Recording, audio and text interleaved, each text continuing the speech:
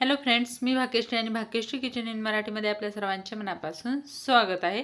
तर आजच्या व्हिडिओमध्ये एकदम मावा पेड्याला टक्कर देणारे हे कोकोनट कॅरमेल पेढे कसे बनवायचे हे आपण आजच्या व्हिडिओमध्ये पाहणार आहोत। खूप सोपी पद्धत आहे आणि स्ट्रक्चर वगैरे पाहू शकता, एकदम मावा पेड्यासारखंच भन्नाट दिसत आहे, पाहू शकता। खायला तर खूपच यम्मी लागतात आणि ती फक्त 10 मिनिटांमध्ये आपण ही रेसिपी बनवून तयार करणार आहोत। चला तर मग जास्त वेळ न करता आपण व्हिडिओला सुरुवात करूयात। तर त्यासाठी इथे मी 1 कप साखर घेतलेली आहे।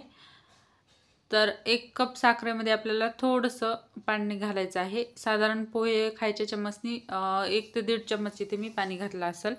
तर आता याचं व्यवस्थित आपल्याला कॅरमेल करून घ्यायचं आहे। पाणी नाही घातलं तरी चालेल, पाणी घातल्यावर कॅरमेल थोडं लवकर होते, म्हणून इथे मी 2 चम्मच जवळजवळ पाणी घातलेलं आहे।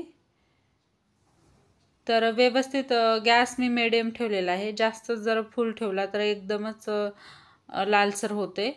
तर मीडियम गॅसवर आपल्याला व्यवस्थित याचं कॅरमेल करून घ्यायचं आहे। तर ही प्रोसेस करायला फक्त 2 ते 3 मिनिट लागतात आणि अगदी 10 ते 15 मिनिटांमध्ये आपले पूर्ण पेढे तयार होतात। तर आता थोडी थोडी माझी साखर मेल्ट झालेली आहे। आपल्याला कलर एकदम लालसर पाहिजे आहे। त्याने काय होईल, आपले जे पेढे आहेत ते पेढे एकदम जसे मार्केटमध्ये मावा पेढे भेटतात त्या पद्धतीचेच पेढे आपले दिसतात पण आणि खायला पण लागतात। तर इथे पाहू शकता आपलं कॅरमेल व्यवस्थित जसं आपल्याला हवं होतं तसं झालेलं आहे। आता जेवढी आपण साखर घेतलेली आहे तेवढंच आपण इथे दूध घालणार आहोत। तर 1 कप साखरेसाठी मी 1 कपच दूध घातलेलं आहे। तर पाहू शकता अशा पद्धतीने आपलं कॅरमेल तयार झालेलं आहे। तर आता ही जी साखर आहे ती व्यवस्थित मेल्ट करून घ्यायची आहे। दूध घातल्यानंतर एकदमच याचा घट्टसर गोळा बनतो। तर आपल्याला हा गोळा व्यवस्थित मेल्ट करून घ्यायचा आहे आणि हे मेल्ट व्हायला मी एकदम फुल गॅसवर 1 ते 2 मिनिट इथे मिक्स करून घेणार आहे।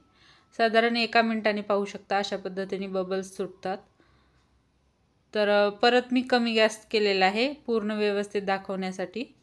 तर अशा पद्धतीने आपलं कॅरमेल आणि दूध मिक्स झाल्यावर मिश्रण होते। याच्यामुळे काय होते, जे आपले पेढे आहेत ते खूप यम्मी बनतात। त्याच्यामुळे नेहमी हे पेढे बनवताना व्यवस्थित कॅरमेल करून घ्यायची साखर। तर आता आपण याच्यामध्ये डेसिकेटेड कोकोनट घालणार आहोत।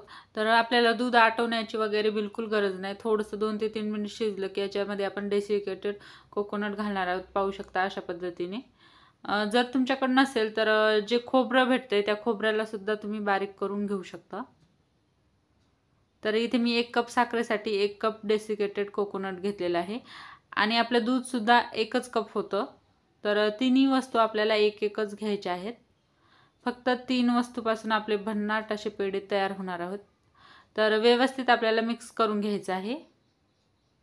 गॅस मी मीडियमच ठेवलेला आहे। आता आपल्याला काय करायचं आहे, हे मिश्रण पॅन सोडेल इथपर्यंत आपल्याला मिक्स करत राहायचं आहे।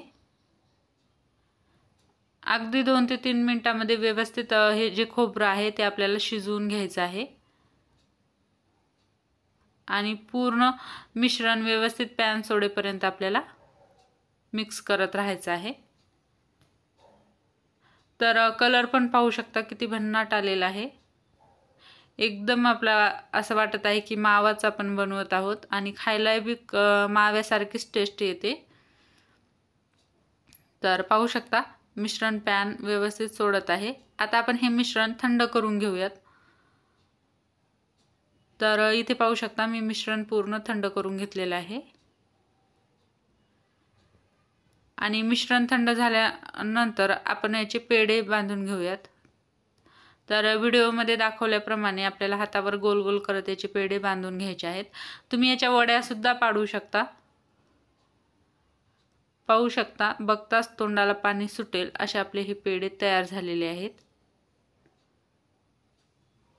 खायला पण खूपच यम्मी लागतात। तर मी पूर्ण पेढे याच पद्धतीने बनवून घेते। तर बाकीचे सुद्धा पेढे मी इथे बनवून घेते।